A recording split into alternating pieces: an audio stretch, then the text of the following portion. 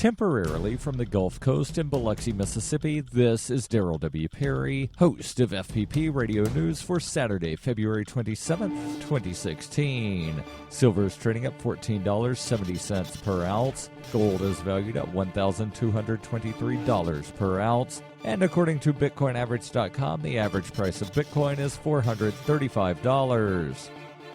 Antiwar.com reports a last-minute flurry of endorsements for the U.S.-Russia ceasefire plan meant nearly 100 rebel factions were on board, and even though most of them expressed doubts that the deal would hold, that's a huge number to get behind a scheme to end the Syrian civil war. The real success happened at midnight local time, however, when the ceasefire went into effect and the fighting simply stopped across the vast majority of the country. Though there were isolated reports of gunfire and explosions, there are, as of yet, no confirmations of any serious fighting. Fighting had been escalating in the weeks leading up to the halt, and indeed the Syrian Observatory for Human Rights reported 40 Syrian troops and 18 rebels killed on Friday in the hours leading up to the ceasefire. There have not been any reports of deaths since. UN Syrian envoy Stefan de Mistura said he wants to hold a new round of peace talks on March 7th, assuming the ceasefire largely holds over the next week and a half. While there's a lot of pessimism about that still, they are certainly off to a good start.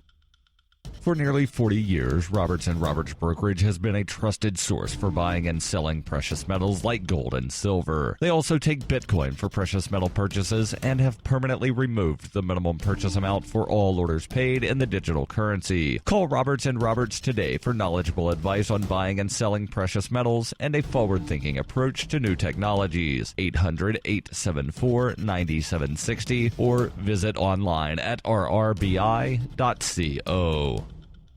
Reuters reports officials at the University of California, Berkeley said on Friday that they were alerting 80,000 people, including current and former students, faculty, and vendors, of a cyber attack on a system that stores Social Security and bank account numbers. The news comes just more than a week after a Southern California hospital paid hackers $17,000 in Bitcoin to regain control of their computer system after a so-called ransomware attack. The San Francisco Bay Area University said there was no evidence that attackers actually took any personal information, but it was still alerting the 80,000 individuals to be on the lookout for misuse of their information. The school said a hacker or hackers gained access to its financial management software in late December due to a security flaw present when the system was updated. Officials have notified law enforcement, including the FBI, and hired a private computer investigation company. The university said among the potentially affected are 57,000 current and former students, about 18,800 former and current employees, and 10,300 vendors who work with the school. Those figures come out to about half of the school's current students and two-thirds of its active employees. Large, high-profile organizations and businesses routinely come under cyber attack, and the school said it frequently identifies similar hacking attempts. Paul Rivers, UC Berkeley's Chief Information Security Officer, said in a statement, "The security and privacy of the personal information provided to the university is of great importance to us. We regret